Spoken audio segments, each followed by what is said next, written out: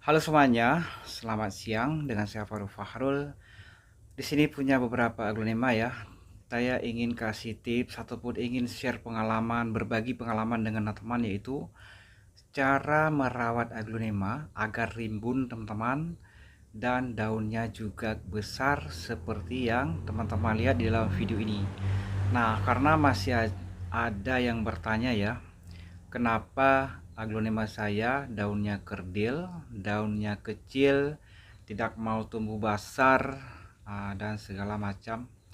Tapi kali ini saya ingin coba lagi ya untuk meyakinkan teman-teman bahwa ini benar-benar aglonema yang saya tanam di sini di tempat saya tanam sendiri dari kecil ya. Kemudian saya rawat dan tumbuh besar hingga seperti ini.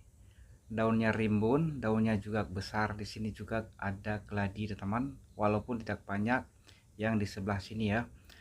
Karena sebenarnya saya bukan ingin tunjukkan sama teman-teman bahwa keladi ataupun aglonema saya banyak. Di sini saya ingin share pengalaman ini sebagai sampel yang ini ya.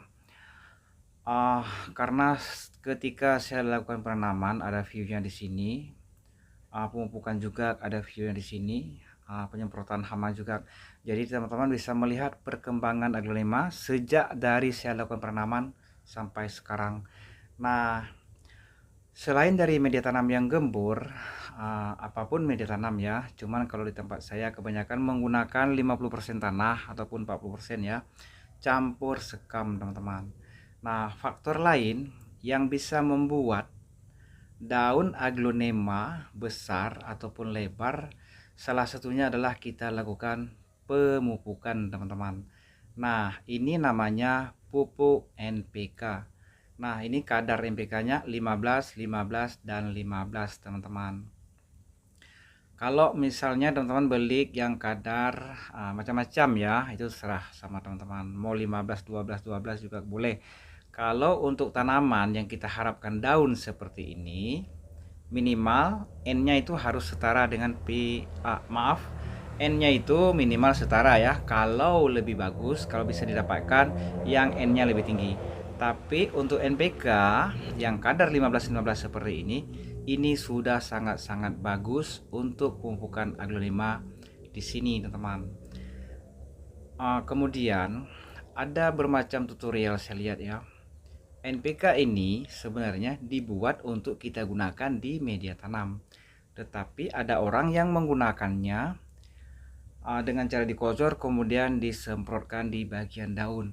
Kalau menurut saya penyemprotan pupuk NPK yang seperti barusan saya tunjuk sama teman-teman tidak boleh kita lakukan di bagian daun karena akan merusak daun aglonema teman-teman, bisa membuat daun aglonema teman-teman itu lonyot bahkan mati. Nah, tapi pupuk ini hanya bisa dipakai di media tanam. Pupuk ini juga yang biasa dipakai oleh petani padi, oleh petani tanaman keras lainnya seperti rambutan ya, durian juga. Tapi pupuk ini tidak boleh dilakukan penyemprotan. Kalau teman-teman ingin melakukan penyemprotan di bagian daun, maka bukan pupuk ini teman-teman. Itu ada pupuk khusus yang biasanya itu cair ya. Itu memang untuk bagian daun. Ada juga yang serbuk.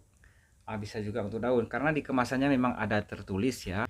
Di sini dari sekian macam pupuk yang bermacam bentuk ya, ada yang cair, ada yang padat, ada yang serbuk. Untuk tanaman aglonema dan keladi, ini pengalaman saya ya yang sudah lama saya buat sendiri di sini.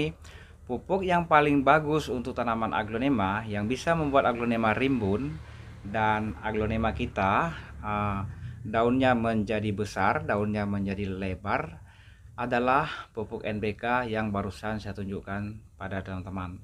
Nah, macam mana dengan pupuk lain? Pupuk lain bagus juga, tapi lebih bagus lagi untuk tanaman aglonema adalah pupuk yang barusan saya tunjukkan pada teman-teman semuanya. Dan yang terakhir, tak lupa saya mengucapkan ribuan terima kasih buat sudah berkunjung. Semoga ada manfaatnya.